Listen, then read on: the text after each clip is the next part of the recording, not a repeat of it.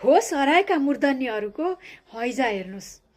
पूर्व प्रधान न्यायाधीश जस्तो गरिमामय पदमा बसेकी सुशीला कार्कीले आफ्नो ओहदाको मात्र होइन लाजै पचाइसकिन्।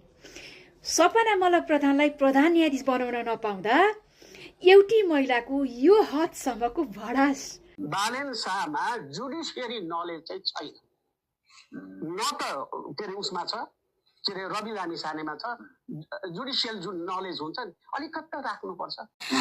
यिनै बालेनको ग्रुपले आएर दैनिक जस्तो हामीलाई हप्काउँथ्यो, मलाई हप्काउँथ्यो आएर यो गर्दै त्यो गर्दै त्यो गर्दै भनेर हप्काउँथ्यो। के संविधान उनीहरूको भान्साको नुन खुर्सानी हो? बालेन र रविको विरुद्धमा बिख ओकल्ने यी बुढाहरूको सेटिङ अब सडकमा पछारिँदैछ। धन्य हुन्छ नि त प्रधानमन्त्री पनि बनाइदियो, तर हिजो मेयरले गर्ने काम चाहिँ भोलिपल्टदेखि त्यही गर्नुपर्ने भन्ने त थिएन नि।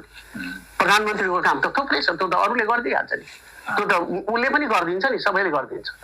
अनि यसरी त बुमर्याङ हुने काम कति दिनसम्म चल्ला यसरी? अति भयो, सहनशीलताको पनि सीमा हुन्छ।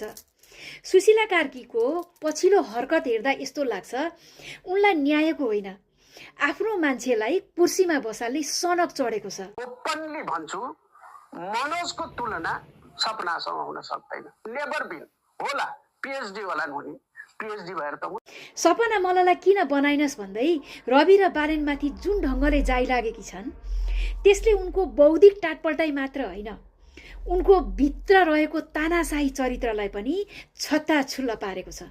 राष्ट्रिय स्वतन्त्र पार्टी प्लस बालेनजी जो आउनु भएको छ, यसले एउटै कुराको अभियान गर्यो। त्यो एउटै कुराको अभियान भनेको चाहिँ ओलीको विरोध। सुशीला कार्की जस्ता व्यक्तित्वले बालेनलाई केपी ओली लखेट्ने पात्रको रूपमा मात्रै देख्नु भनेको उनीहरूको दृष्टिदोष हो। बालेन रविले त सिस्टम भित्रको फोहोरलाई लखेट्न खोजेका हुन्। बालेनले सम्मान दिँदा बाबु भन्ने, तर उनले भ्रष्टाचार र व्यथितिको फाइल खोल्दा लाठमुङ्ग्री देख्ने। यो कस्तो बौद्धिकता हो? यो त सिधै इगोको लडाई हो। आफू पदमा हुँदा सबै ठिक, आफू पदबाट बाहिर निस्केपछि सबै बेठिक। संविधानले 6 जनाको विकल्प दिएको छ, तर कार्कीलाई ती 6 जना मध्ये छानिएको मान्छेमा चित्त बुझेन। किन? किनकि उनको गोटी परेन।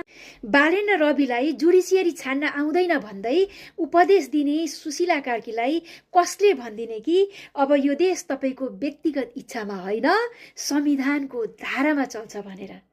अब कुरा आउँछ दोहोरो चरित्रको पराकाष्ठा। कहिले बालेनलाई आशीर्वाद दिने, कहिले तिनै बालेनले चाहिँ प्रेसर दियो भनेर रुवाबासी गर्ने।